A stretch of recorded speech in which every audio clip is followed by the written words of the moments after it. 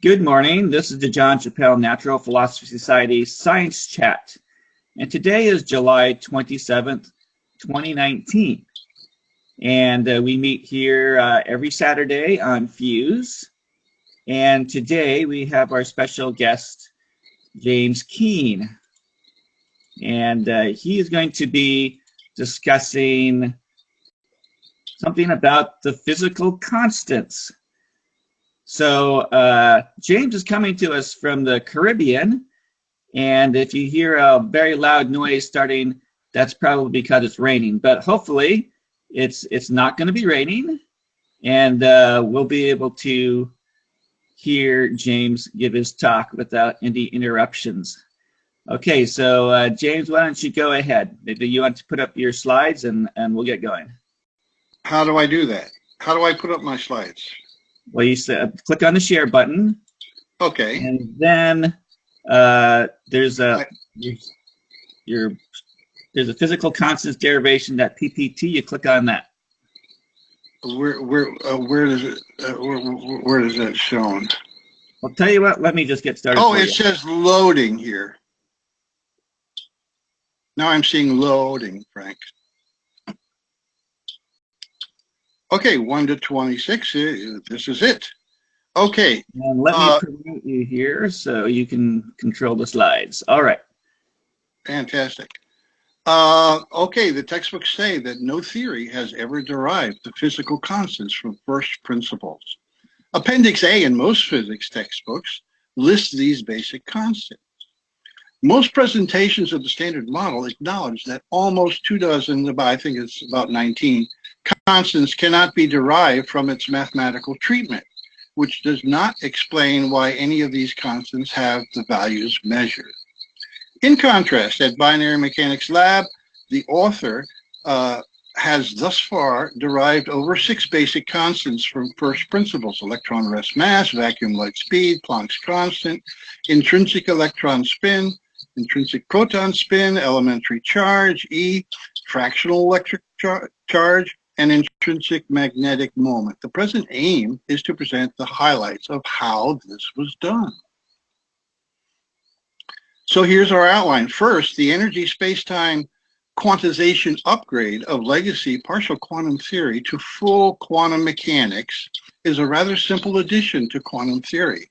However, this simple upgrade has many important logical consequences. 5 of these consequences will be briefly described to provide background on the first principles used to derive basic physical constants. Second, some of the first ever derivations will be presented. In conclusion, the same 3 or 4 primary constants lead to simple, straightforward derivation of some half-dozen secondary physical constants, which had previously been viewed as, quote, fundamental. Okay, so I go down here. Now here's where we're going, the physical constants derivation tree. With energy space-time quantization, we get 3 basic constants, which are for the units of measurement. Perhaps all secondary physical constants are derivable from these primary constants based upon postulates of binary mechanics, aka full quantum mechanics. So that's where we're going. We'll come back to that slide later. Step 1, definition and physical interpretation of binary mechanical space. If we parse the complex amplitude and look at the absolute value of x and the absolute value of y, by the way, the complex amplitude, as I think you know, is how we quantify the wave equation in quantum mechanics. If we limit these absolute values of x and y to 0 or 1, we've quantized energy.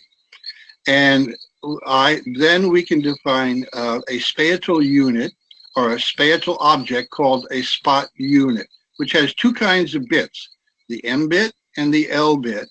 And each bit occupies a size L cube, where L is the quantized length constant. If we put 3 of these together, we define a spot. This happens to be the electron spot. Now, if we then look at the rest of this parsing of the complex amplitude, we see that we've got three binary variables.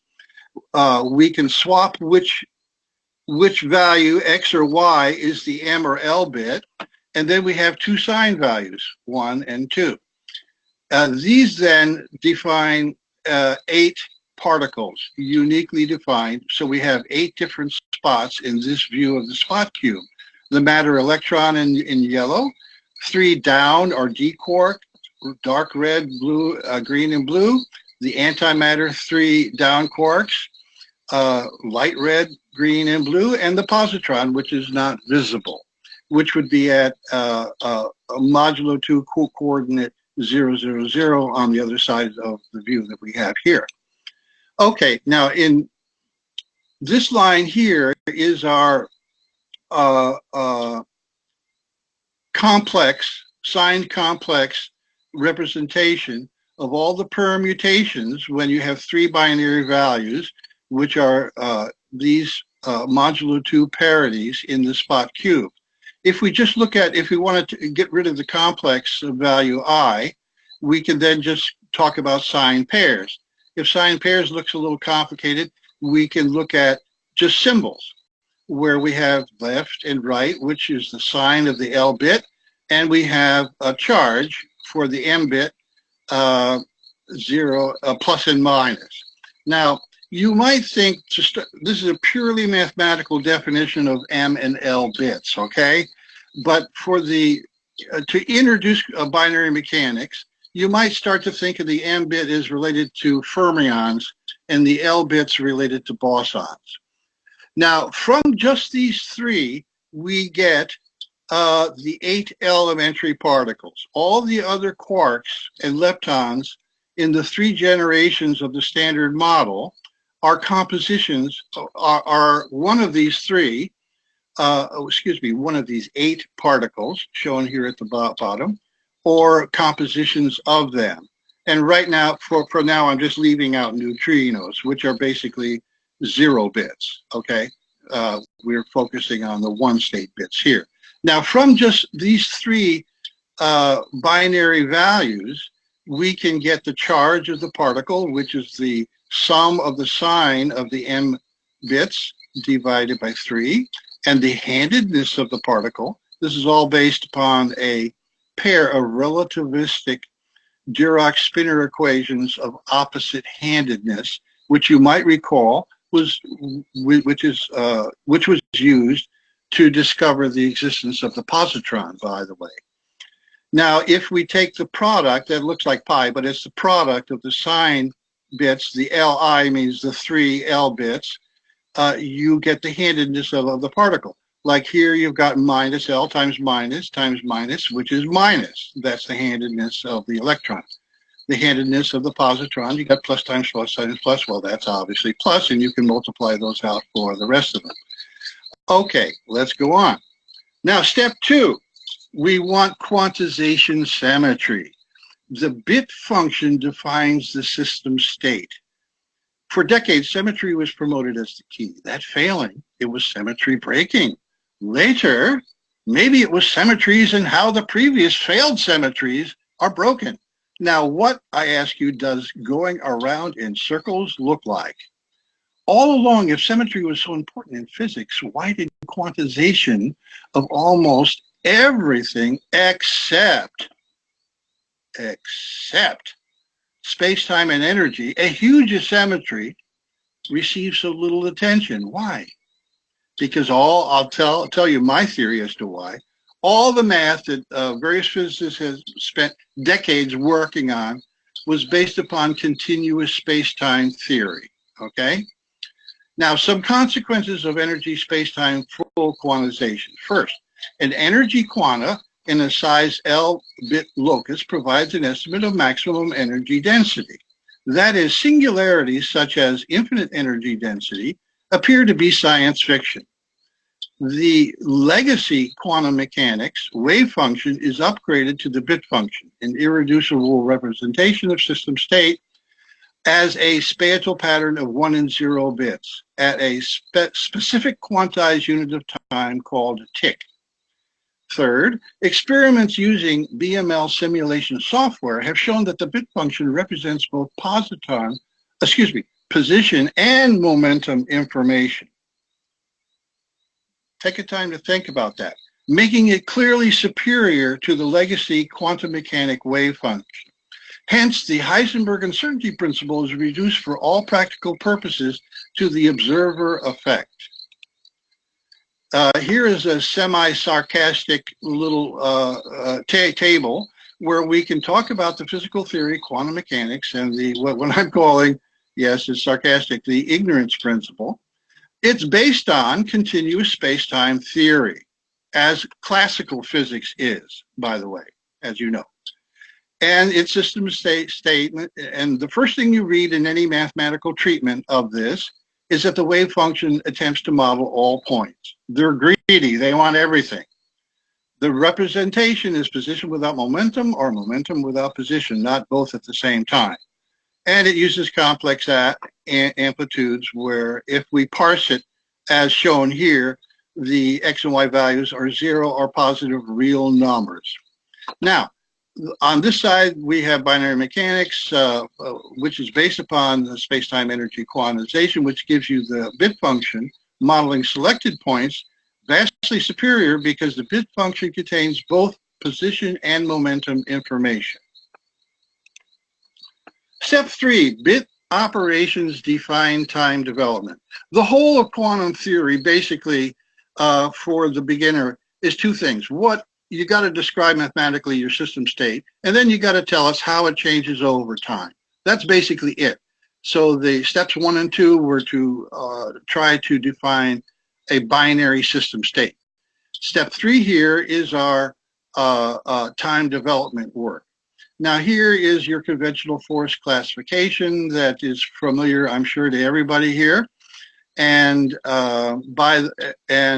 we've mapped that to the bit operations, which were developed from the relativistic Dirac spinor equations.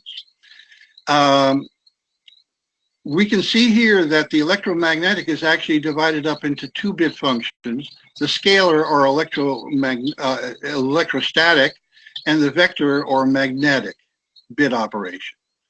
And I'll review those very, very briefly. Now, before we go on, let's look over here. In the conventional classification, it turns out my work shows that the unconditional bit operation produces these particle interactions. The W and Z bosons have been identified in my work as related to right-handed matter D quarks. In other words, this is entirely due to the unconditional bit operation, which I'll show in a subsequent slide. What about gravity?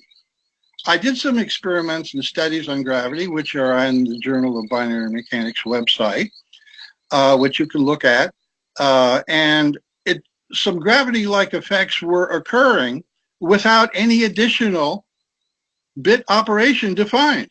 Just with these defined, we get gravity-like effects. And so I have tentatively concluded that we have a quantum gravitation unification, and that gravity is a derivative, not primary force. Now the transition is that we're going to go to a mathematical definition of the primary forces, where briefly you need 3 things: a source 1-state bit, a potential in an adjacent bit, and a destination 0-state bit. Because so that as we'll see, I guess in the next slides coming down the pike.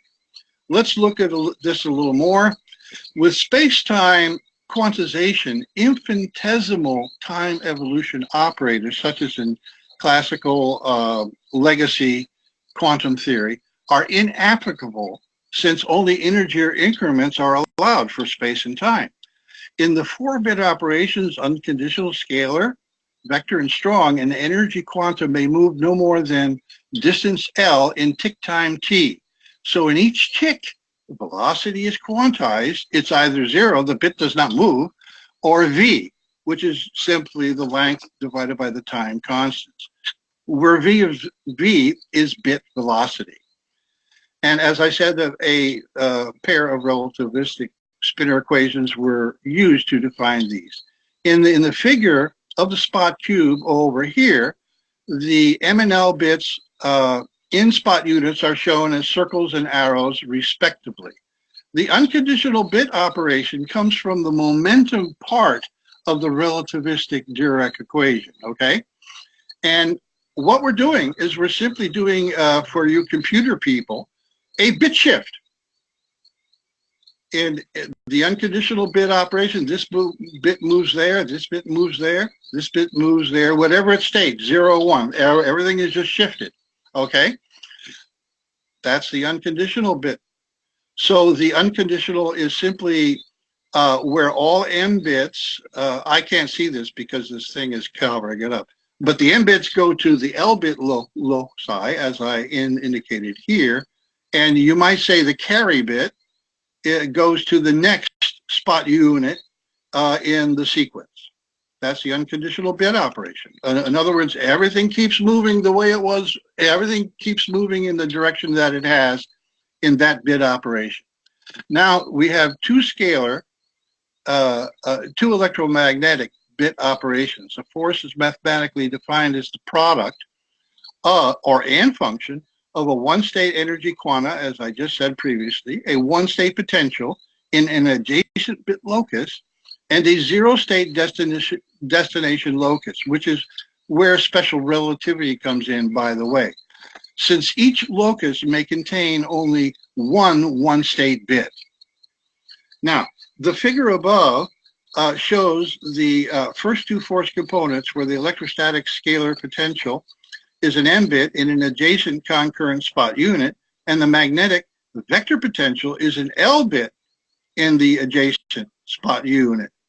And a counter current, which means that they're going in opposite directions. Concurrent means that you see these two adjacent spot units are going in the same direction or pointing in the same direction.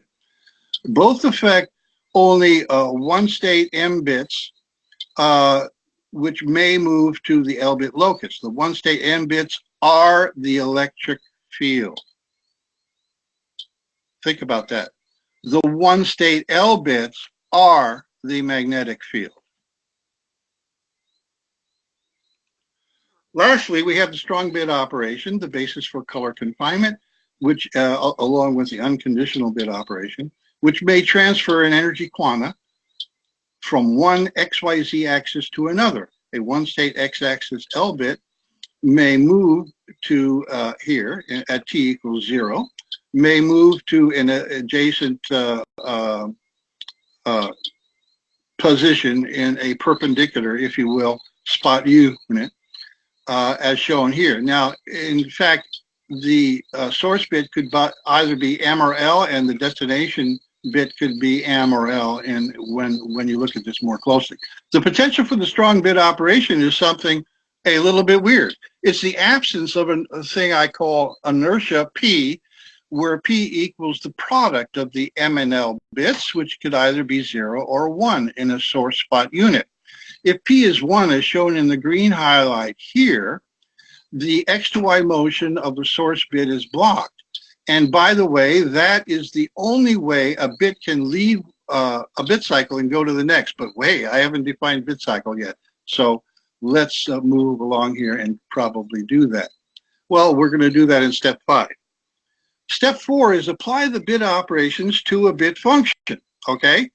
This shows the more user-friendly interface for the binary mechanics lab simulator, which is a user-friendly interface to create an initial state in the simulated volume and automate running the BMLS itself, which is the program called Hotspot Execute if you download it. In each BMLS cycle, the 4-bit operations are typically applied in the SUV order. The BML, oh boy, I'm getting chopped up here. The BMLS, that's a tongue twister, writes summary data for each 4T bit operation cycle to *CSV files, which may be loaded into spreadsheet or other programs to analyze results. Here's a sample BMLS display, and where we have a low bit density of 0.6 6.06, I should say, 6% of the maximum, run in what is called box mode, where the sides of the simulated space reflect bits that are attempting to leave the simulated space, but they're reflected back in. That's called box mode. This result shows standing waves, a remarkable phenomena, in what might be called an electron gas at this very low bit density. This is just to show you a little bit what the display looks like. Oh, let's go back. This is an X-ray view of the actual bit content, looking into a face of the spot cube, not the spot cube, the simulated volume, excuse me. This is a histogram of the distribution of one-state bits here. And this is various data that we have. Okay, the last step, and then we're ready to derive some constants, is discovery of the electron and proton bit cycles. What if we made an initial state with a single one-state bit in the electron spot? We're going to see that it cycles in the electron bit cycle, which is shown in yellow here. Likewise, a single one-state bit in some of the other locations shown in this huge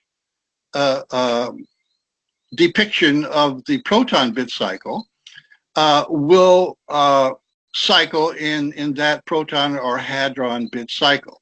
In a simulation with a single one-state bit, guess what? There are no, the scalar and vector bit operations are null because there's no potentials. You have to have one other bit there to be a potential to affect that process or that time development. Thus, the bit cycles occur entirely from only two of the bit operations, the unconditional and strong bit operations. These two bit cycles include every possible bit locus. Therefore, logic tells us there are two and only two fundamental bit cycles, electron and proton. The proton-hadron bit cycle is the basis for color confinement. And by the way, there are 2 to the 42, there are 42 sites here in the proton bit cycle. And notice, I'll come back to this in a moment, notice that all sides of the bit of the spot cube that I showed you previously are included in the proton bit cycle, and there's even overlap in the neighboring cycles. These are coordinates without the comma, like 4, 1, 2 is, you can think of 4, 1, 2. The 4 means we're outside the original or home spot cube. So we needed that discovery, and now we're ready to start deriving some constants. So let's go. Recall that a bit cycle is a path in binary mechanical space where an energy quanta returns or cycles back to its initial position if no particle motion occurs. There are two and only two bit cycles, as we said. It is easy to visualize that all quanta circulate in one direction around a central axis in the simpler electron bit cycle. The spin axis is orthogonal to two planes, one defined by the 3 m bits and the other by the 3 l bits. Spin axis vector A in table 1 lists the axis plane intersection points. We don't need that to define the first simple constant, Planck's constant, in electron spin. We'll skip these two paragraphs and come back to them. The previous derivation in 2015 of Planck's constant from first principles took advantage of the unidirectional quantum motion in the electron spot around an axis. Hence, the absolute value of intrinsic electron spin was set equal to a classical angular momentum, okay?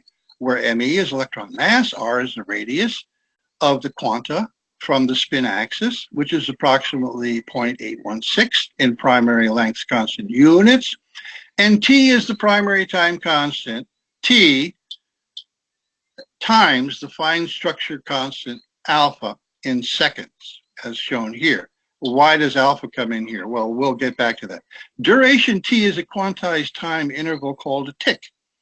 equation 1 was rearranged to solve for Planck's constant. Now, where did we get the L value shown in the derivation tree slide? That L value comes from the fact of going way back to the 1980s, at least that's what I cite in the paper, of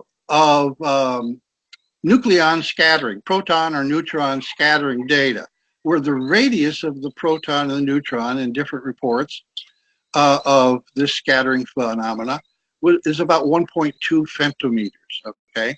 So if we go back to the spot cube and look at what its approximate radius might be, without flipping back the slides again, you probably remember that from the center of the spot cube, there are 2 spot units away, or 2 bit loci away from the edge. So we're going to divide the 1.2 femtometers by 2, and we're going to have our first initial estimate of the value of the Planck's constant, L, which is about 2/3 of a femtometer, okay? And so now we've already derived our first constant. And here's the result. If we take out the 0.186, which squared is exactly 2/3, the exact fraction 2/3, and pull it out here into the constant B, and if we take out alpha from the equation, and if we multiply the numerator and denominator by T up here, we get this. Notice that the units are starting to look pretty good here. We've got a mass times a velocity squared. Boy, that looks like sort of an energy type expression. And then times time. Well, what's the units of Planck's constant? Joule seconds. There you go. I call this the elemental action, A. Now, if we put alpha back in, we get Planck's constant. And of course, from Planck's constant, we get the electron and proton spins. And the rest of this we'll come back to perhaps. Now, that's one way to derive a constant. Another way is simply to set up an experiment and look at what happens. In this pilot study, the BMLS simulator, I should just say the simulator because apparently BMLS is sort of a tongue twister for me today. The initial state was saved to a 0 Kelvin asterisk MAT file obtained by running the simulator in vacuum mode, where all energy quanta exiting the simulated volume are simply lost. Remember, in box mode, they're reflected back in. In vacuum mode, they're just lost. So that means that all particle motion and electromagnetic radiation is going to communicate itself out of the simulated volume, and we're down to 0 Kelvin. There's nothing coming out of that simulated volume, no bits. Then the simulator right gun, I'm laughing at myself here, injected quanta on the right side for a number of simulator cycles, designated ticks with a capital T right up here. The detector bit count shown above here is the number of bits arriving on the opposite left side of the simulated volume. This is a relatively simple situation here. The rapid rise in the arriving waveform at about simulator tick 72 indicates a light velocity of almost exactly 1/pi in bit velocity units. If I go back to here, there we go, got it. Here's our bit velocity and our vacuum light speed, which is 1/pi in bit velocity units. All right. Now, the rapid rise in, I read that. Okay, so there's nothing more to say except this. What are these bits appearing? There's always a few bits appearing before the rapid rise of the wavefront, the arriving wavefront. This is faster than light transmission, and there's a paper named exactly that you might be interested in. Okay, now, light speed at 0 Kelvin. It has a bit density dependence, ladies and gentlemen. Light speed at bit velocity in bit velocity V units decrease slightly from 0 Kelvin. Initial states with initial bit densities ranging from about 0.18 to 0.12, excuse me, in this pilot study. Below that density, the simulated volume appeared to be opaque, confirming a previous prediction, which can be found in the paper entitled Physics Glossary. That is, no quanta arrived at the detectors during.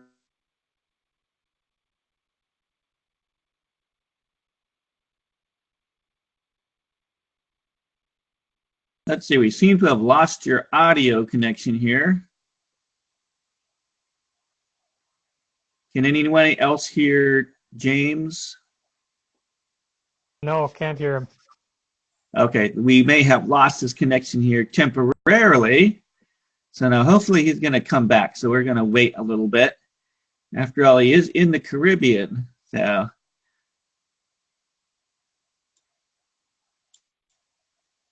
but in the meanwhile, so do you guys have any questions about what you're seeing here? Now I'm a little bit lost in how all of these bits are moving around.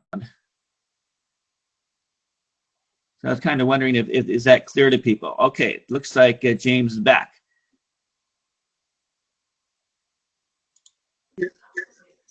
Looks like we lost you a little bit there, James. So, but Can you hear me now? Yeah, we can hear you now. So go ahead. Okay, Frank. So what I was saying, where did I cut off? Should I start with the beginning of this slide? Yeah, why don't you go ahead at the beginning of the slide here. Okay, a second point about light speed at 0 Kelvin. First, well, let me just add, why do we use 0 Kelvin? Well, if there's no electromagnetic radiation and no particle motion in the simulated volume, there's going to be no interference with what we're trying to observe, which would be the transmission of a light, an electromagnetic signal.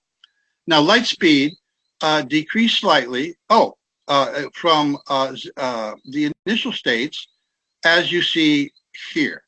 Okay, below that, we see here no transmission, that the volume appears to be opaque, confirming a previous prediction, which was made in the paper entitled Physics Glossary.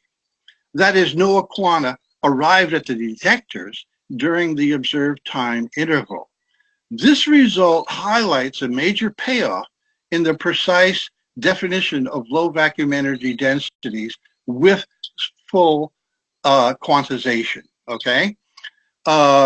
If you go to legacy quantum physics, vacuum is this sort of vague things, stuff can pop out of it and or pop into it and disappear, whatever. But it's not really precisely defined. The bit function in binary mechanics defines precisely in an irreducible representation the vacuum. This is a major point all by itself. Okay, let's move on. Oh, now I want to go back. Way back. Okay. The spin axis vector A in table 1, which we'll see in a moment, is the axis plane intersection. Now, on the other hand, we want to derive the proton. We want to derive Planck's constant from the proton bit cycle now. But it's much more complicated, as you observed in the little graphic slide that I showed you. First, the quantum motion occurs in every direction. Its duration is 7 times the electron cycle duration. Third, the proton cycle has 7x more bit loci positions. And lastly, the quantum loci radius from the spin axis is constant for loci in the electron cycle, but varies considerably in the proton cycle, as we'll see when I show you the table. The research objective is to derive the intrinsic proton spin in 2 steps. First, we're going to Planck's constant h, and hence the intrinsic electron spin will be expressed as the sum of the angular momentum of each one-state bit in the electron bit cycle.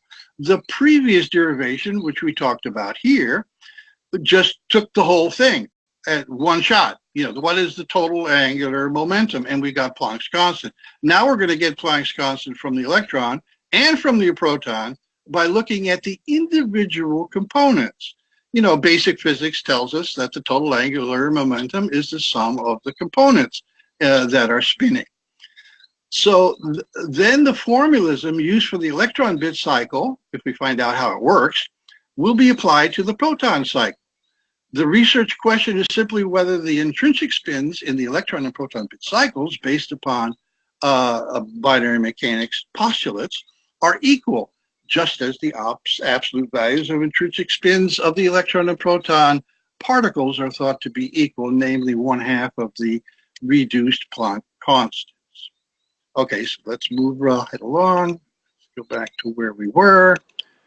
And now we're going to derive Planck's constant by components. To represent the 6, and we'll start with the electron and then apply it to the proton. To represent the 6 one-state bit movements in the electron bit cycle, let the mass of the electron equal 3m. M is our mass constant, in our mass primary constant in binary mechanics, where m is the quantized primary energy constant expressed in kilograms convertible to the customary electron volts. Second, let r square equal L square times the sum of the dot products of 2 vectors, where L is the quantized primary length constant and r for the radius vector and p for the motion vector. R is orthogonal to the spin axis unit vector A, which was the little gray circle in the middle of the electron spot that we saw on a previous slide. Excuse me. R length is distance between a one-state bit, a point, and the spin axis A, a line. P is a unit length vector with components in L units expressing quantum motion along one of the x, y, or z coordinates. Finally, we're going to modify our definition of T. It was TA, remember T alpha, and we're just going to add N, where N is the number of 12 tick durations in the bit cycle. And is 1 for the electron bit cycle, it takes 12 ticks, and it's 7 for the proton bit cycle. Using these values, here is our equation, okay? Now let's move along. And here for the electron are our values, where we're listing the numeric data of the dot products. Here's our position, here's our axis, where which is a solid diagonal of the spot cube, and the 2 planes for the M bits and the L bits intersect at slightly different points, as you can see here. The R vector is merely the position vector X minus the axis vector A. Here's our radius in L units. Remember, the square of that radius was exactly 2/3. And here's our P vector, which is a unit length vector showing the upcoming motion, the next position change, as it says here. And these are our dot products, which sum to -2. Now, table 2 lists the proton spin components of with the same tick labels used in the original report on the proton bit cycle. The position X and subsequent motion P vectors are visualized in figure 1, that weird diagram I showed you before of the proton cycle. Now, there are actually 42 lines of this table. I'm just showing you some of the lines. And you do notice there are different radii. The intersection points are quite different for each one. But the motion is always a unit vector here, and here are our dot products. And we can move along. The sum of the 42 dot products is -14, which divided by n is -2, the same dot product sum found in the electron bit cycle components. Thus, for n equals 1 for the electron or 7 for the proton or hadron bit cycle, equation 6 derives Planck's constant from the electron and proton bit cycles respectively. So what's new here? Now we have 2 different derivations of Planck's constant from the electron bit cycles: the total angular momentum and by component, and also now Planck's constant from the proton bit cycle. Now, elemental action was defined as a more microscopic action constant, as shown here, where A is a fine structure constant. Thus, removing A from equation 6, we have the expression for the elemental action. And then let's do some discussion now.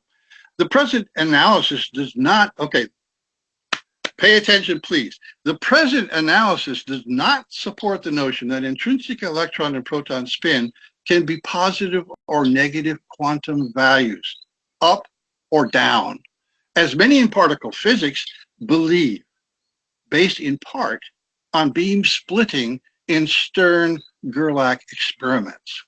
A previous article analyzed the role of quantized time phase in mysterious beam splitting phenomena consistent with the 1/2 spin above.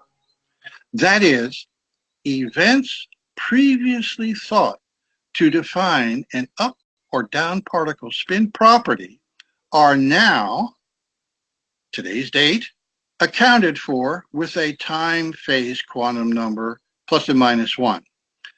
The empirical value of Planck's constant, based upon the photoelectric effect, is much greater than elemental action A. At the level of fineness in binary mechanics, elemental action A might imply that sequences of more numerous microscopic events occur when photon arrival causes electron emission. Events completely hidden in the simplistic Feynman type diagram vertex. So if you're using Feynman diagrams, most of the physics is in the little points hidden in there. It's not even shown to you.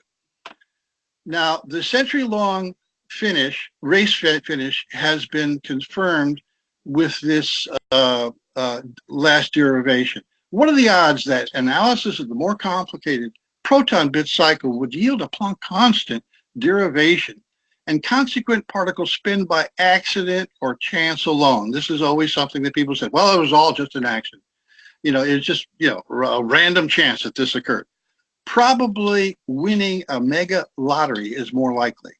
Hence, present results again confirm two things. First, binary mechanic postulates, including the physical interpretation of binary mechanic space, the time development of bit operations underlying the fundamental forces, which create the proton and electron bit cycles themselves and the non-spherical proton shapes.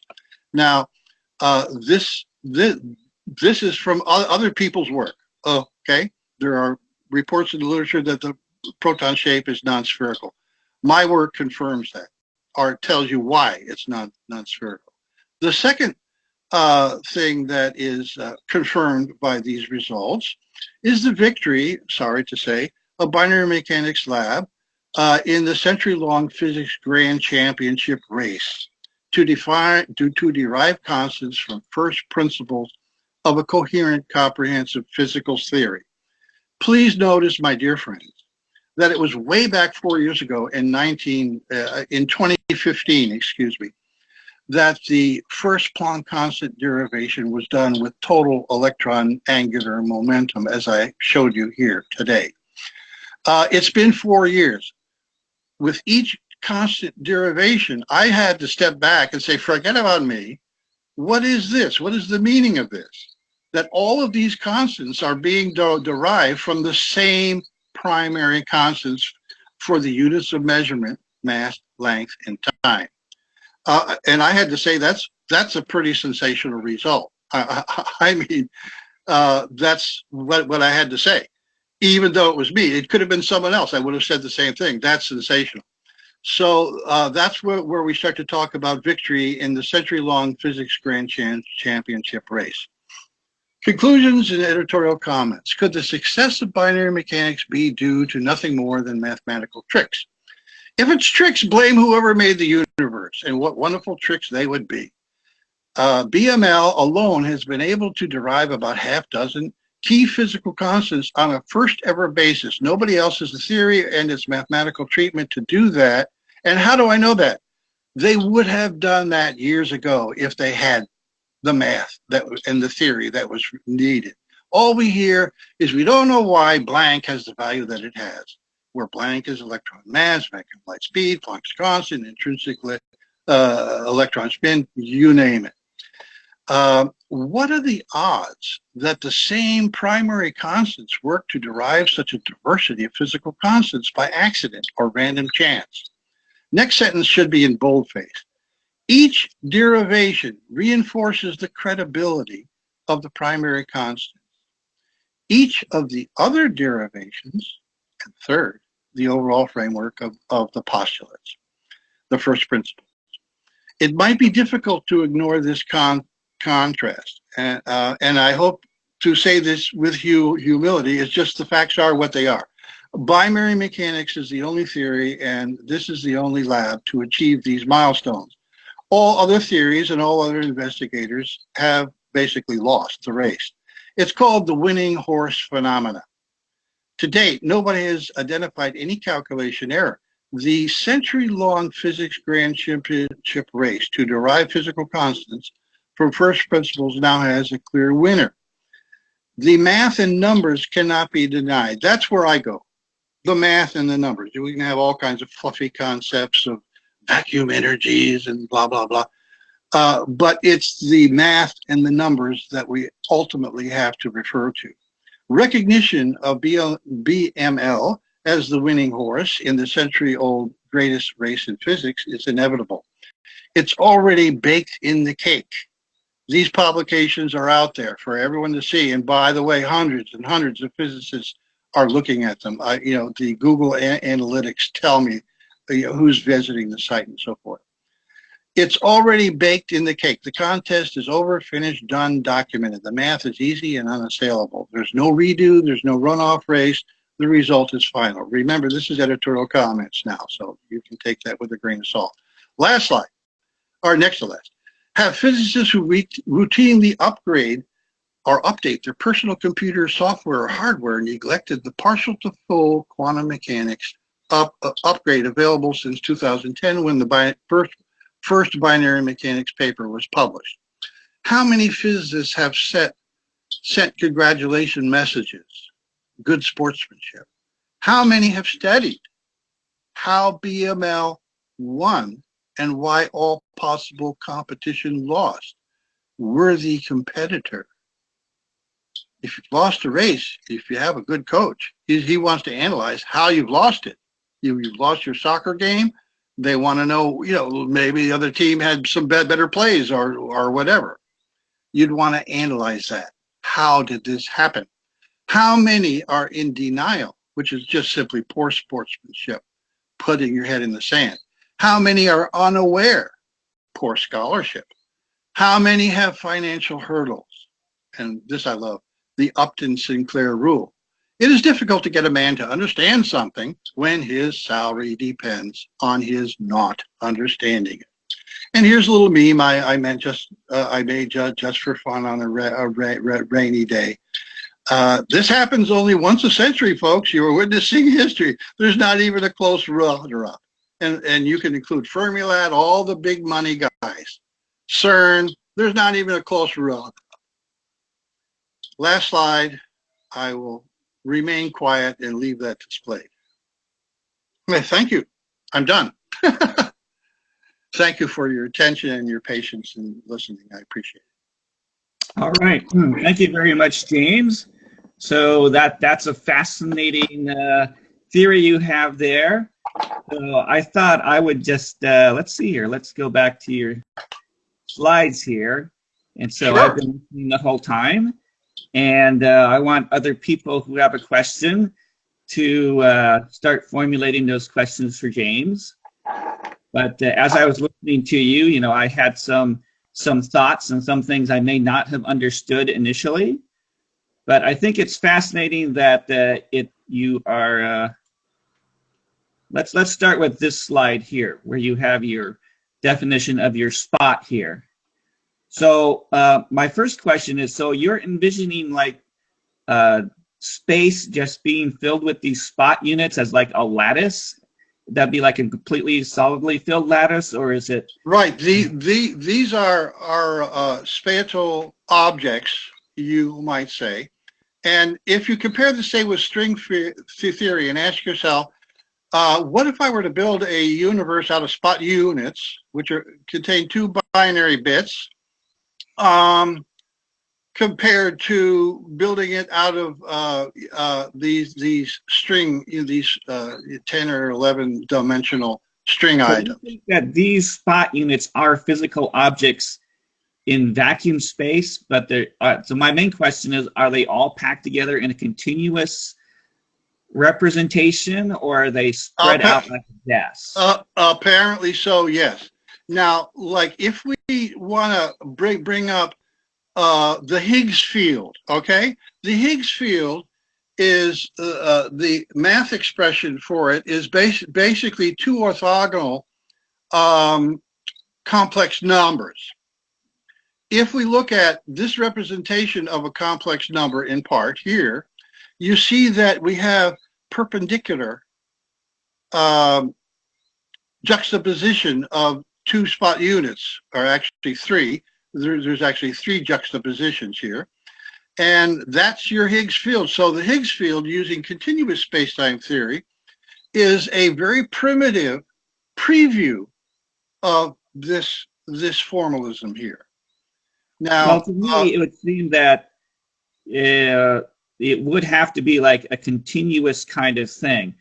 It's like what you're suggesting here. I guess this is almost. Have you heard of like simulation theory, where they say the universe is actually being is actually a simulation in like someone's computer? So, well, yes. I mean, actually, what I've been showing you is entirely consistent with that idea. As a matter of fact, you could say the 4-bit operations for time development occur in a continually cycling little computer program. You could view it that. The data is the system state, okay? The bit function, which I'm calling the bit function, which is an upgrade of the quantum mechanical wave function. So you can view it as the data base, or the data is the bit function. And you can talk about the bit function for the entire universe if you want. Now, the bit operation cycle is in fact the processing of that data over time. And you can imagine if the central clock for that would stop and then start again, we, being embedded in binary mechanical space, wouldn't even know it, would we? no, so it's just very much like on our computers, we have our memory. There's we have these memory cells, but in the universe that you're seeing it, the memory cells are really these spot units, and they don't move. So I was wondering, so when an electron moves, you're just saying that cycle of bits, is that what is physically moving from location to location? Okay. I didn't explicitly discuss particle motion, but I was pointing out during the talk that if you have inertia, in the slide that shows the strong bit operation, do you want to click forward to that? Just go forward to the strong bit operation. It's about probably 10 slides away here. There was a thing called inertia. If both bits in the spot unit, there we go. If both bits are in the one state, where black is one state and blue is 0 state, if both bits are in the one state, we have a thing I call inertia, and that blocks the X to Y transition, which would cycle the bits in the bit cycles. And so in the next unconditional bit operation, what happens? This bit is going to leave that bit cycle and join another bit cycle, okay? And all particle motion is based upon those transitions from one bit cycle to another. Now imagine all the students who have been studying physics for all these years, studying and mastering Newton's laws and everything else, all of the motion in particle accelerators and so forth. No one has actually sat down and said, how do particles move? I just did. That's how they move. They move by bits exiting one bit cycle and entering another. All particle motion that we observe is due to that, which is blocking the strong bit operation, which if we don't have this inertia, the bits are going to continue cycling. And guess what? Something interesting that I haven't even figured out what it all means. But at 0 Kelvin that I was talking about, all those bits that are one state in your simulated volume or out there in our world, in our binary universe, you might say, are cycling at 0 Kelvin. They continue moving around their bit cycles. The only thing that you don't have at 0 Kelvin is inertia. And so therefore they always cycle. If there was any inertia, bits would move from one bit cycle to another, which is how all particles move. So getting back to like the computer analogy, that would be like having a bit move from cell to cell. Like if you had a 1 bit and all the rest were zeros. Yes. Then it would be just like that 1 bit just moving along, except it's more complicated because you have this electron cycle thing. So the electron cycle thing would move from location to location inside your binary computer. Right? I'm going to try. I'm going to try to go back to the original slide that you put. There. Oh, okay. Here is your electron bit cycle. It occupies one spot, which makes it easy. That's why I derived Planck's constant from what's going on in this one spot here. Now, what if we have inertia here? What if both of these are one-state bits? We color them black, as in the other diagram, in schematic diagram. Well, instead of making a transition from this axis to this axis in the bit cycle, it would move out into this quark position, wouldn't it? Well, that's another bit cycle. That's not the electron bit cycle. That's part of the proton bit cycle. Okay? What if these two were both one state, Franklin? Well, instead of cycling in the proton bit cycle, in the next unconditional bit operation, this one state bit would move out to the next position, which is what? An electron bit cycle. Like if you just take this spot cube and paste the other one over here, sort of behind the one shown, the next position is an electron bit cycle. So you can clearly see that, hopefully, that when you have blockage of the strong bit operation, which confines bits to a cycle, those bits in the next unconditional bit operation, which for the computer programmers is like a bit shift, okay? For the electronic designers, it's like a shift register, okay? You're just shifting all the bits in the direction of the L bits, which are represented by arrows here. Does that help? Well, I'm not quite sure I really understand how all the shifting works. Now, I myself am a computer programmer, so I can appreciate that I'll just presume that you have the concept of inertia. I'm not quite sure I understand what this strong bit you're talking about is. Does that have anything to do with, to say, the strong force, or is that just confusing me? Well, yes, it's the binary. Yes. Well, by the way, your questions and comments and discussion are helping to clarify and place this into context, especially for those who are absolutely new to binary mechanics, and I thank you. The strong bit operation, let's go back to our electron spot here, means that if there's non-inertia, in other words, let's say the arrow here, the L bit is one state, and this is 0 state. So there's not inertia in this spot unit. Now you say, can you look up in a physics book inertia? I use the term inertia because it's similar to the idea in classical physics that things tend to keep going in the same direction, okay, if they're not acted upon by some other force, okay? So, but it's mathematically defined in binary mechanics as the product of these two bits. In order to have inertia equal to 1, both the M bit and the L bit have to be 1 in the one state, if you will. Otherwise, if there's not inertia, let's say just the L bit here that I've highlighted with the pointer is one state. Well, then in the strong bit operation, it will move, it will change axis from the x-axis to the y-axis here. And it will become an M bit in this spot unit. Okay, that's all the strong bit operation is.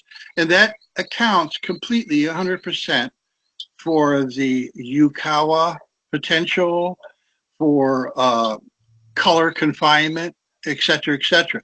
Now, I watched a video, or part of a video, because it's sort of hard to watch this stuff because it seems so stupid.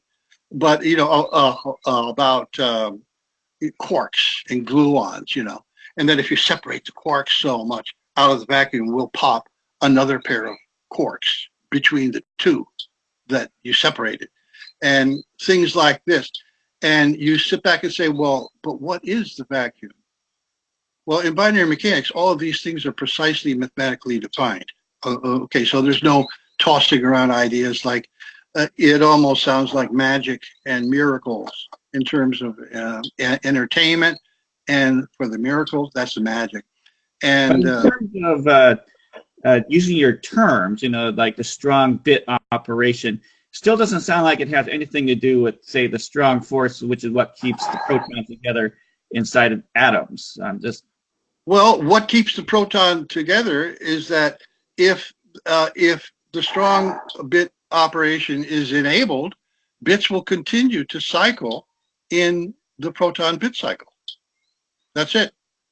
Well, that'll keep protons together, but what does themselves keep the protons, which are normally repelling each other, together? I mean, I'm just saying that. Well, wait. Oh, well, that's getting into nuclear physics. There's a lot to say about that. It turns out that the positron spot, if you flip this over and pretend this is 0, 0, 0, and so we're looking at the positron spot in another slide of the unconditional bit operation, it shows that angle where you see the positron spot. Bits in each of the 3 spot units in the positron spot actually participate in 3 proton bit cycles. Each spot unit in the positron spot is a part of a different proton bit cycle. This is really amazing. And in fact, this principle is probably one of the basic principles of nuclear physics, because it can show how the positron spot can bind protons and nucleons in general relatively closely together by sharing this. And this is a whole new area, okay? So there's so many discoveries yet to be made, okay, in binary mechanics. Well, I was kind of curious about this because you were talking about the electron and the proton in your 2 diagrams, but you didn't seem to discuss what is the positron in relationship to an electron. Because a positron appears to be exactly the same thing as an electron. I was initially thinking that your positron would just be an electron, except the bit rotation would be the opposite direction, but you're not saying that. You're saying... Well, the bit rotation is in the opposite direction in handedness, and therefore, there's a paper called Particle Flux and Motion, where fluxes between the different spot units, such as I showed here, going from an electron spot to a matter red d-quart spot, is analyzed first at the simplest level of fluxes, and then all the several particle interactions of how particles actually move, and particle interactions as well, are derived from that. They're not merely empirical observations, although the empirical observations, for example, beta decay, agree with that. So that's a little bit of a different topic than today's topic of deriving the constants.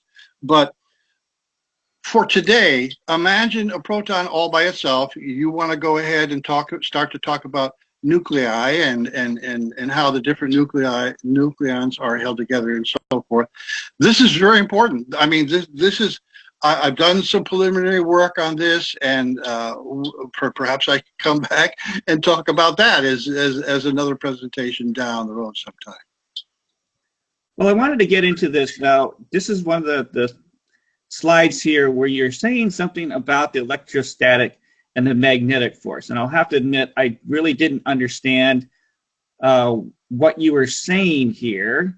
So I want to give you an opportunity to try and clarify something, which is the basic operation of the electrostatic field. So, the basic question, if you have two electrons and you put them next to each other, they will accelerate away from each other. Right? Exactly. So, I don't understand, based on what you were saying, what's the motivation for why those two particles should run away from each other versus if you have a positron electron, those will just spontaneously move towards each other. So what is the motivation for those particles from being stationary to being accelerated? Okay.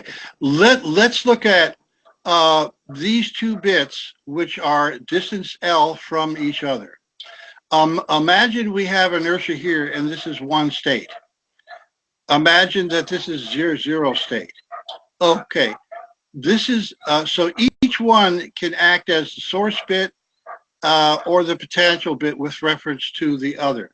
If this is our source bit and this is a 0 destination site, the repulsion occurs when you have a one state bit distance L from it in a concurrent spot unit. That's our electric potential. And when that occurs during that tick in the application of the bit operations, this bit is accelerated to the L position, as it's saying down below here. In a paper, I don't know, maybe you can even draw up the paper. It's the derivation of elementary. I think the title is elementary charge derivation. I derive from the fundamental scalar bit operation the Coulomb force and the value of E. The elementary constant E, which I didn't cover in this presentation because already it was long enough, but that's one derivation that has not yet, that I haven't done. So you can say, does this make sense, the scalar bit operation? Well, it turns out that the difference between this distance between this location and this location, when this bit is quote unquote repelled away from the same charge bit here, because in concurrent spot units, these M bits are always the same charge. To this point, actually accounts for the, allows you to derive the elementary charge value from binary mechanics. Yeah, I have to say that I was listening to you, and I'm still not really understanding. I mean, the fundamental problem I have is that the electrostatic force is long-ranged. Now, I could understand that, two electrons right next to each other could possibly influence each other, like something like what you're saying. But once an electron becomes far apart, those things still have influence on each other, and I don't see how the electron 1 foot away from the other one and like a gazillion other particles between, how it could still emanate this electric field, which it runs the charge Frank, forever. Great. Okay, you're forging beyond the topic of today, which was deriving constants, and I welcome that forging ahead. And of course, I've explained all the detail, but the M bits are the electric field. There is a paper about proton and electron movement or motion in electrostatic fields, which is in the Journal of Binary Mechanics.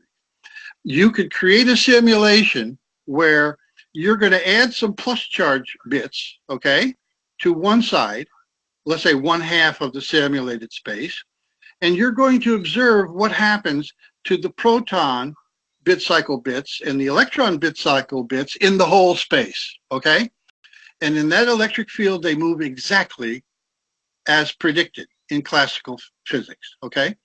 The electrons move away from a negatively charged area, and the protons move toward it. And it's sign dependent, charge sign dependent. And so you see, like, when we say the M bits are the electric field, well, they're all over the place. Let's say you could ask the question, what is the bit density from 0, which is absolute vacuum, okay, to 1, which is absolute maximum energy density? What is, let's say, standard pressure and temperature, like we're sitting in more or less right now in our laboratories and in our rooms? It seems to be about 0.25 bit density. In other words, every 1 in 4 bits is in a 1 state.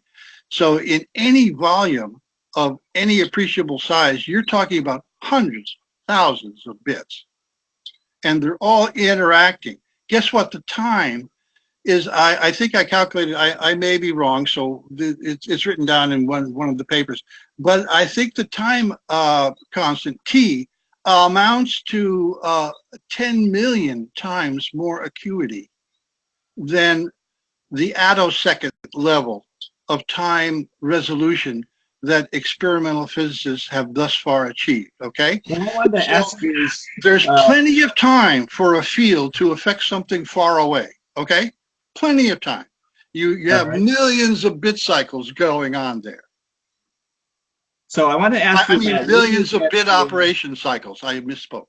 Yeah, so where you get you've got your 3 fundamental constants, which are based on the 3 measurable things, which are mass, length, and time, and I like that.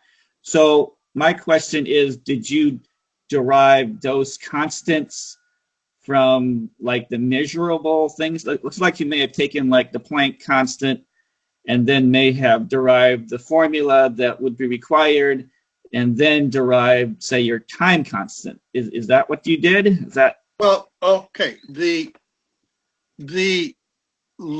time constant fits the concept with reference to the length constant, that the vacuum speed of light is 1 over pi bit velocity here, okay? So that whenever you've got a length, you can get the time from that. And you see this is like orders of magnitude, you know, I don't know, 6, 7, 8 orders of magnitude greater than shorter than the attosecond, as we were saying a moment ago.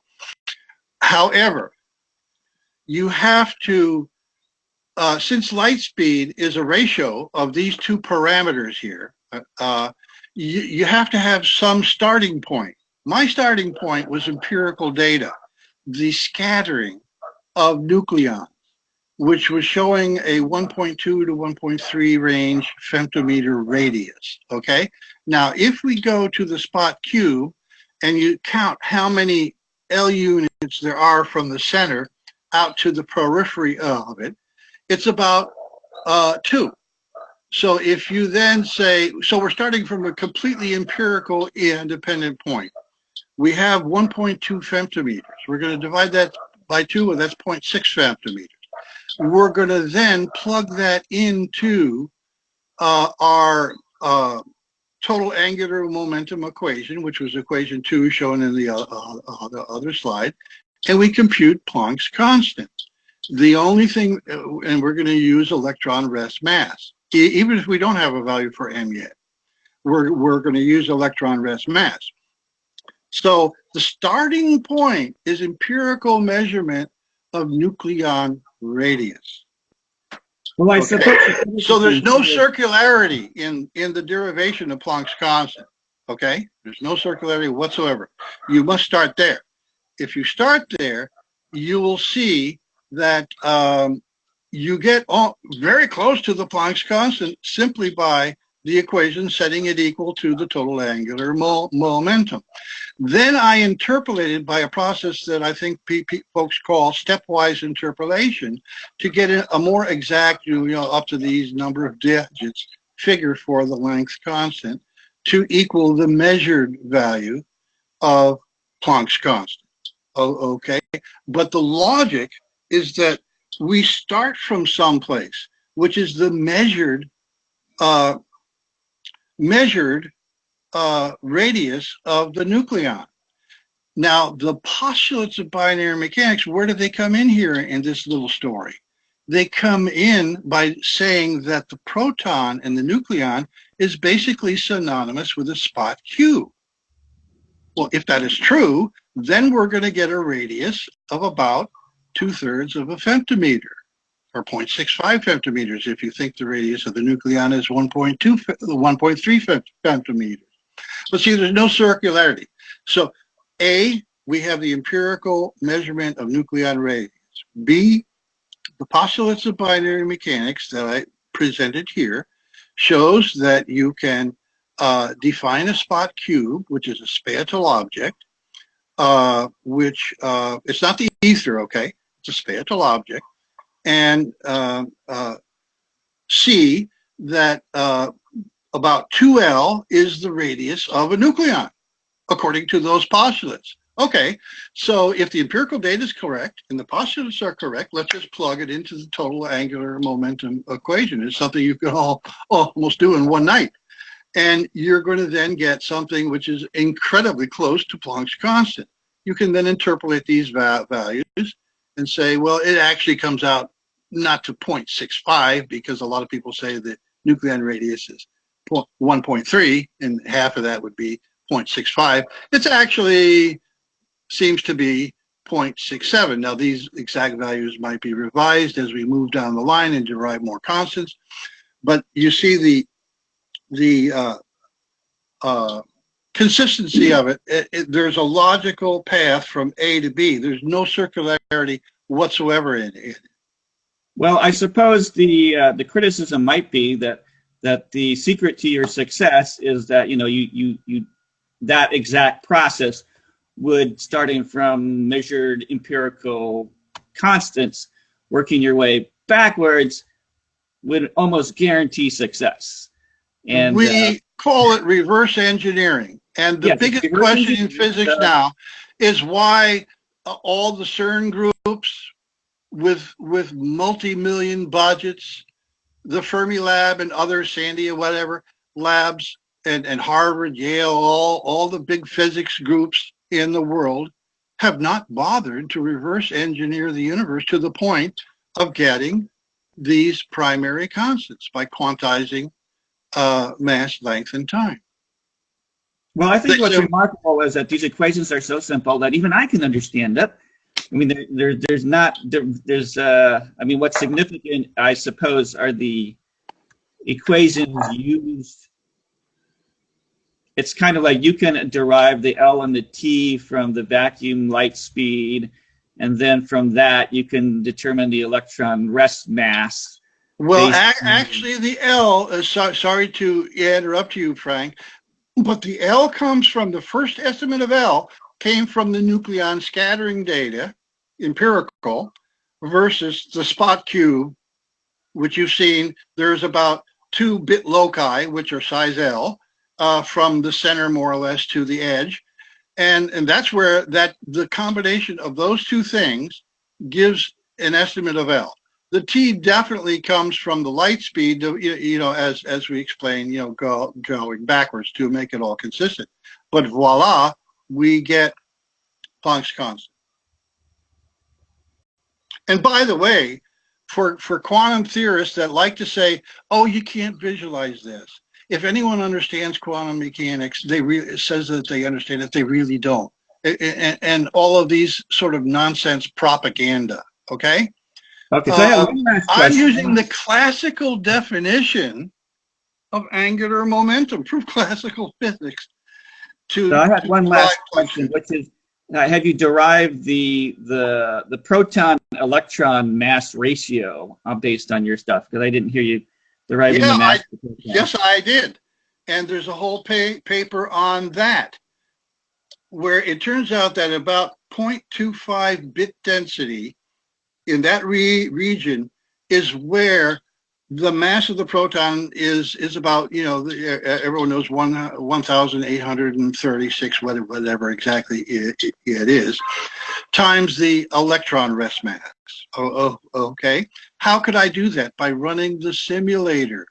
In the simulator, we can set the bit density.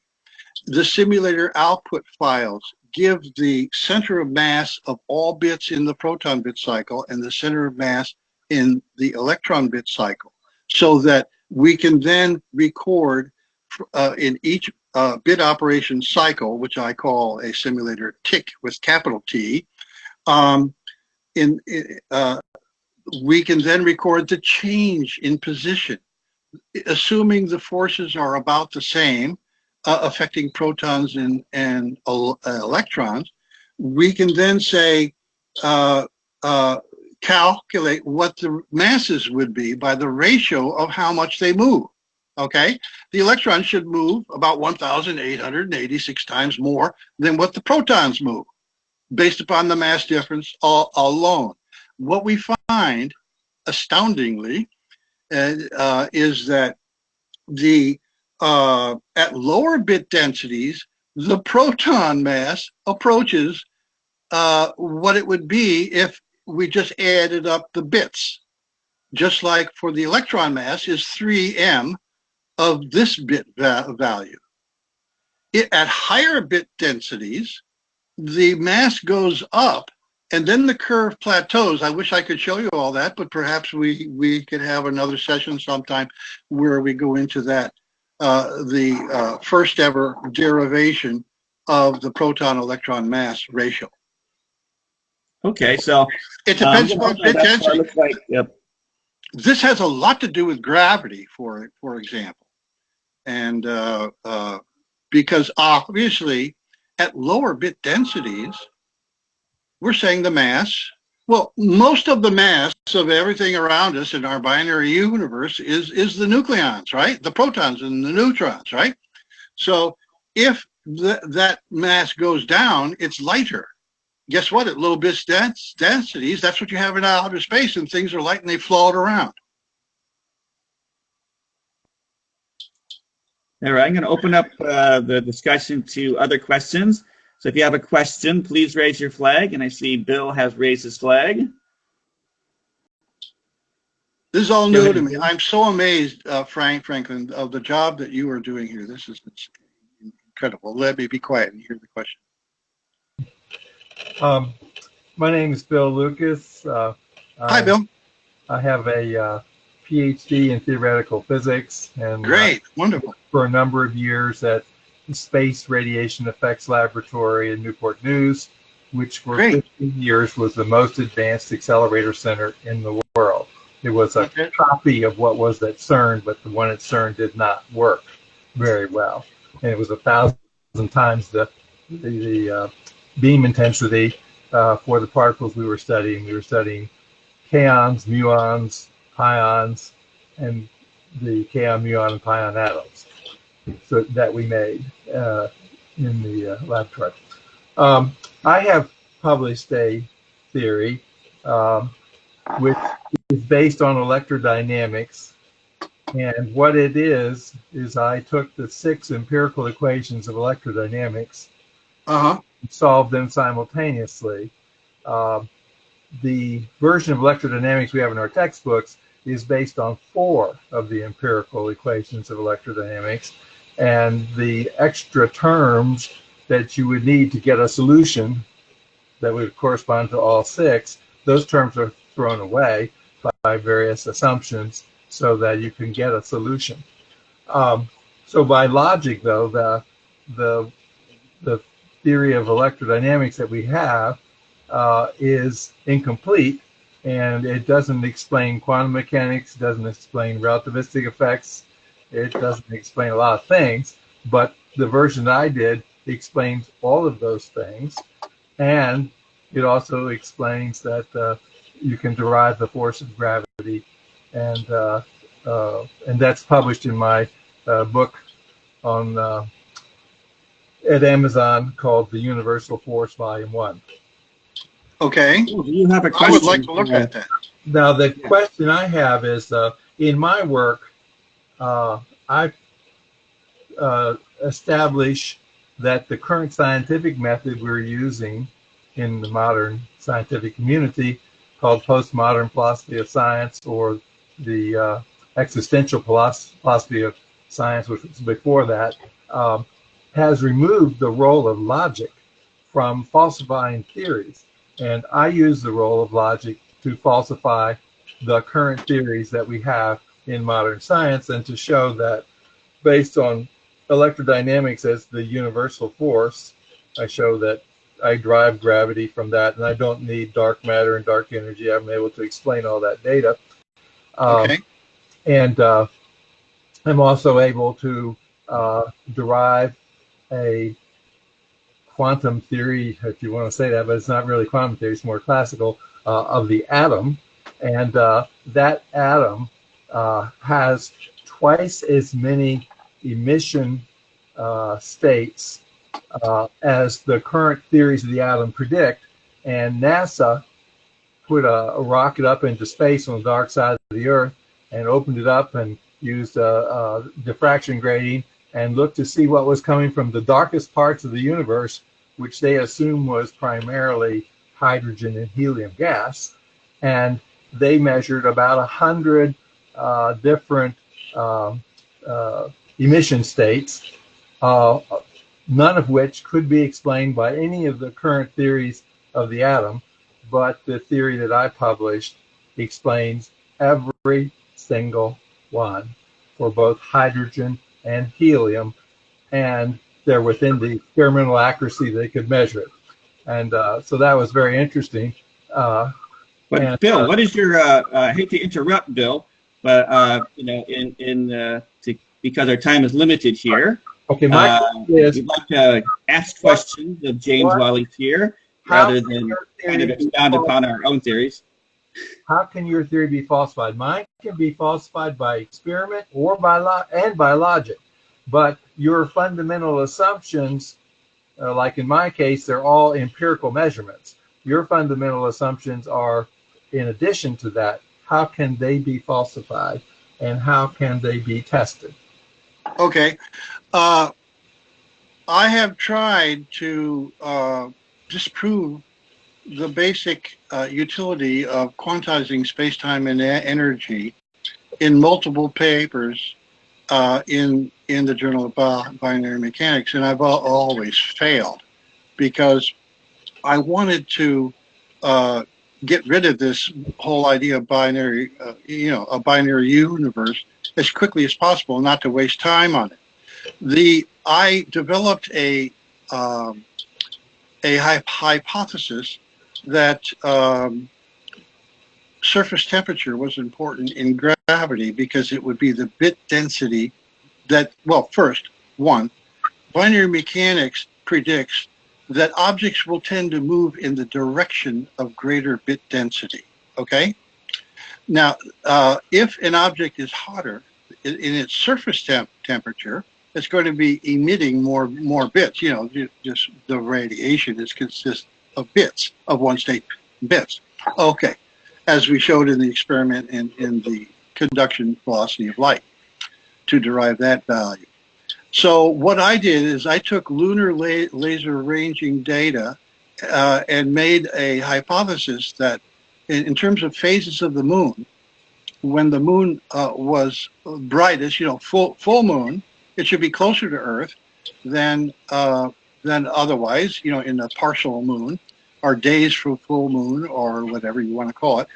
And it turned out there's about 10,000 kilometers difference based solely on this purposefully, intentionally outrageous hypothesis that surface temperature determines gravitational effects.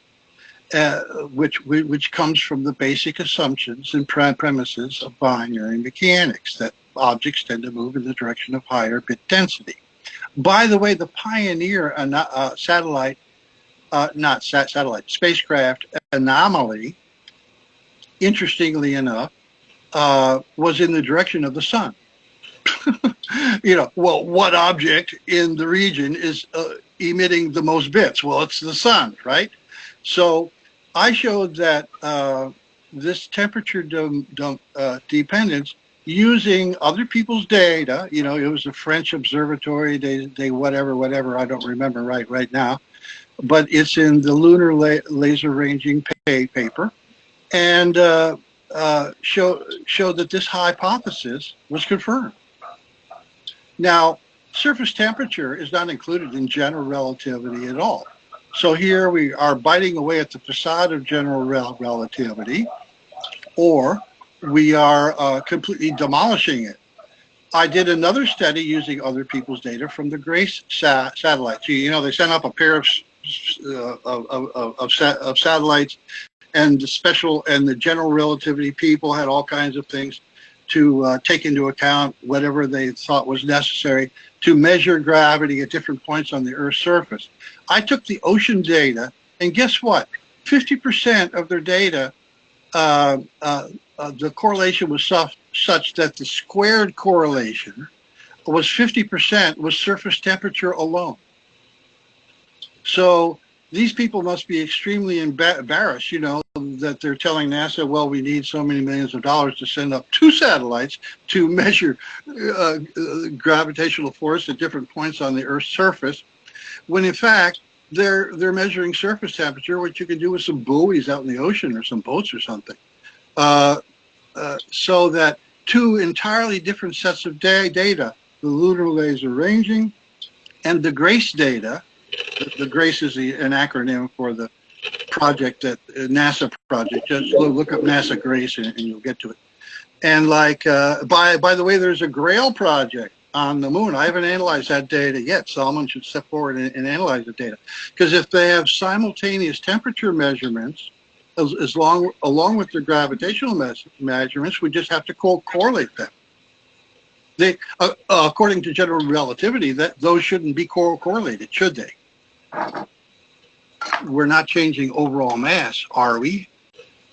And you could even think of heat energy, which is related to the increased surface temperature, in terms of convert that to mass, and it's a piddling amount that would never account for 10,000 kilometers of lunar change in lunar Earth distance, simply with the phases of the moon. And I included the peregrees too, because the phases of the moon and the apogee perigee of the lunar orbit are a little bit out of phase. So you have to include, like, make a composite variable, including both the lunar surface temperature, your independent variable, measured in terms of phases of the moon. Okay, you know, when the moon's more bright. Yeah. How is it that bit density can vary? Are you talking about the value of bits in your, let's say, your M cell, or no, the actual spots are varying in density? Well, I've showed you the spatial objects up to the spot cube, which is assembled from a number of spot units into spots, and then 8 of those spots make the spot cube. This spatial object can have no bit set, be all 0. That's absolute vacuum, which is something that binary mechanics alone defines, absolute vacuum. To any arbitrary bit density up to 100% of the loci that could contain a 1-state bit actually contain a 1-state bit. That's the bit density you're talking about. So you've got your spot unit. The spot units have 2 slots, can be 0 or 1. And so the higher bit density you're talking about would correspond to just more of those bits being set to 1 then. The actual imagine, yes, sir. Imagine the simulated space in the experiment on light velocity that we talked about. The right gun is going to be introducing 1-state bits on the right surface of the 6 surfaces of the simulated space, okay? The right surface, and that's going to increase the bit density in that area. And those will eventually communicate and propagate by going from bit cycle to bit cycle across the simulated volume. And at a certain time later, a certain number of simulator ticks actually later, which corresponds to time, of course, arrive at the left side, where we can, where the simulator program automatically tabulates how many bits are exiting the simulated space on each side, actually, and we could look at the left side and just plot that, and that's what I did. So, yeah, so you turn on a flashlight, the bit density at the end of the flashlight, where the light beam is shining, is suddenly greater than it was before, okay? Yes, that's exactly what I mean. You're exactly right. Okay, well that. And it's that simple. Unfortunately, the poor students in quantum theory are told, well, you're not going to really understand it. Just take this on faith and blah, blah, blah, blah. You don't have to take anything on faith with regard to binary mechanics. We're going to quantize space, mass, and time. And you either like that or you don't. If you like it, that's all we've done. I mean, it's not like a huge deal. Bill, did you have a comment? Yeah, going back to gravity. You derive the constants that James has derived, such as the electron charge or the electron mass? Well, I want to talk about gravity for a second. The Russians have performed a series of experiments which have been repeated by people in other parts of the world, where they take two spheres of mass and they heat them to higher and higher temperatures, and they measure the force of gravity as a function of temperature. Okay. And what they find is, in general, the force of gravity will rise with increasing temperature, but then it drops. Voila! And then it rises again, and it drops. But they're continuing to raise the temperature. And so something is happening internally to the material of the spheres that they have that is changing the force of gravity. And so my question to you is, have you looked at that data, and do you have an explanation for it? Because it's falsifying many theories of gravity at the moment. Well, thank you. Years ago, I looked at a whole range of Russian work where which I found to be very useful and fascinating. And this one, I have a vague recollection of. Like the Casimir effect shows that with increased temperature, the Casimir force, the attraction of the two plates that are very close to each other, that attraction, or that force of attraction, if you will, increases. I'm saying that all of this is the same phenomena. Now, what you just mentioned in the further detail about the Russian balls, a little pun there, the Russian balls experiment, where the Russians that had two balls, if you will, can we introduce some a little bit off-color humor in the discussion here? You said that as the initial reaction as they increased temperature was that they found more attraction of the balls. I mean, forget about gravity. I mean, just that there was an increased attraction, right. Which is what I'm saying, that objects tend to move in the direction of increased bit density. Now, where is the bit density with the two balls going to be greatest? Between the two balls. Oh, okay, if there was just one ball, you'd have, as you increase temperature, the radiated heat would be making increased bit density in the vicinity of that one ball. But the only place where the bit density is really going to increase with reference to two balls, where they're both being heated, is between the two balls. And if the binary mechanics postulates imply, logically, that objects tend to move in the direction of greater bit density, you have that result. The additional results that you so kindly described about how things might be reversed or changed as the temperature kept on rising, yes, maybe other things might be happening.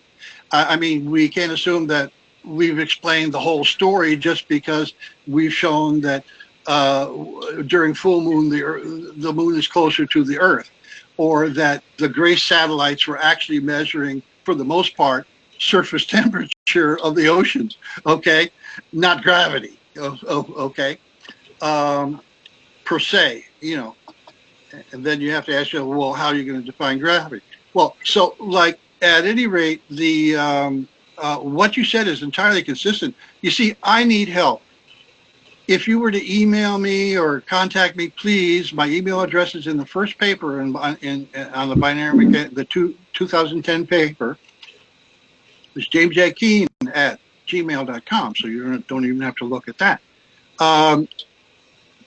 To recall for me, or even write an article about this, of how this is relevant to binary mechanics, how the results of further increases in temperature, some other things seem to be going haywire. Well, that might be something, new phenomena to be, studied and understood. But at least the initial results of the Russian work are, basically are confirming the hypothesis. And by the way, I made that hypothesis about the importance of surface temperature in gravity to disprove binary mechanics. And I'm downloading all this data from this French observatory and blah, blah, blah. And by the way, the same data exists for American observatories. Nobody has come in and say, well, let's see if the data from the American observatories replicates what Keene found from the data in the French observatory.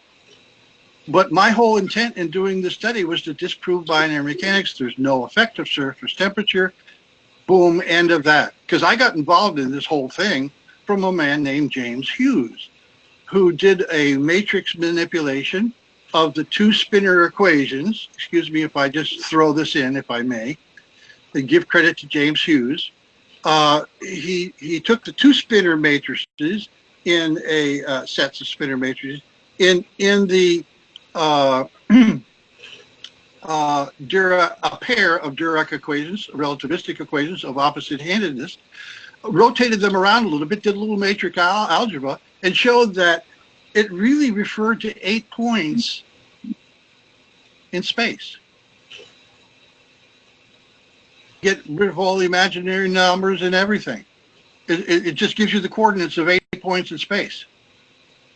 And so what Hughes was saying... I find that you mentioned that you were trying to disprove binary mechanics, which is really unusual. But I failed. This outlandish hypothesis, where in general relativity does surface temperature come in? The only possible place to say, well, let's take the heat equivalent of, let's say 1 meter of the surface of the moon and its the heat equivalent, and turn that into the equivalent mass that would go with that, that amount of heat energy, and see what the effect would be. Well, it would be practically nil. It wouldn't account for 10,000 kilometers of motion. It wouldn't even begin to account. So I did this hypothesis to disprove it, because James Hughes brought me this thing, which basically was saying that the Dirac equation was referring to events at different points in space at a particular time, not events occurring at only one point in space. And he brought me the math, because I'm a pretty good kid when it comes to math. And so he wanted to see if I could see any errors. Well, I actually had a blackboard, a chalkboard in my kitchen, and he sat there, writing out all the equations and everything. And so I said, as far as I can see, that makes sense. Where'd you come up with geometric shape here, like your spot, which is a very unique shape? That also come from him, or is that something that you had derived? No, you see, with James Hughes, all he got was the 4 vertices of a cube. And if you go back to the original binary mechanics paper, that's where I was with the various figures that you're going to see there. Now, what I said is that I moved, and so James and I were a little bit physically separated from that point. But I said, I'm going to quantize everything in sight in what Hughes had done there. And so that means quantizing space, time, and energy. There's going to be nothing that's not quantized. Everything's going to be, the forces have everything. And what do we get? And so I tried to do it and basically made the simplest possible assumptions. If there were alternative options, I always chose the simplest one, okay? So go on with the idea that quantum mechanics is complicated. It's not, okay? Look at what Frank is showing now, this slide. From the complex amplitude. You'll see that I derived the spot cube in an entirely different manner, not from the complex amplitude per se, in the original paper, but that's neither here nor there. It just shows there's 2 ways you can get to the same point.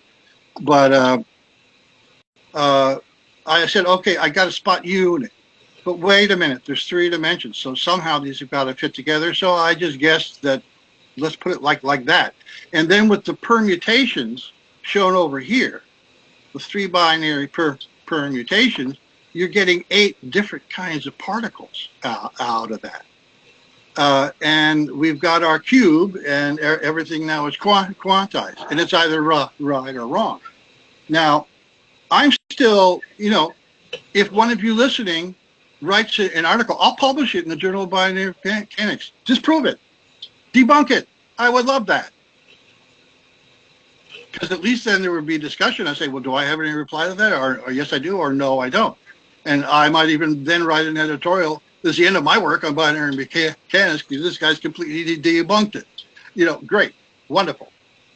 But anyway, if I can derive Planck's constant by taking a guess and arranging 3 spot units to make a spot, a spatial object now, an abstract, it's not the ether now, it's an abstract spatial object. In the binary mechanics fact paper, okay, we're getting down to the end here. If you read it, I conduct an expedition into a bit locus, into one of these, where the team is miniaturized and goes in there. And what do they find inside there? Guess what? They might find an empty room. Contrary to as a matter of fact, one of the team members says, contrary to everything we've been led to believe, there's absolutely nothing in here. And then someone finds in a little corner on a wall a little dial that has 2 positions, a little pointer, 0 and 1. He said, I found it. I found the energy quanta. Now. Okay, but as you say, we are getting towards the end here. I mean, this kind of dovetails into like some of the work that I have. Maybe I'll send you one of my papers. One of my papers is called The God Computer. I would be glad to read it. That's where I hypothesize that we are running in a digital simulation. But I come up with that conclusion kind of in a different way, and that there must be quantized space and quantized time, which means that any given bit in the system can only accidentally take on basically 2 states, which is the least number of states possible. But although I don't have any, I say, as detailed explanation for what, say, the electron is. I mean, so far I have no real explanation for what the electron is other than what it does. So this was kind of interesting to me. And let's derive another constant in less than 60 seconds.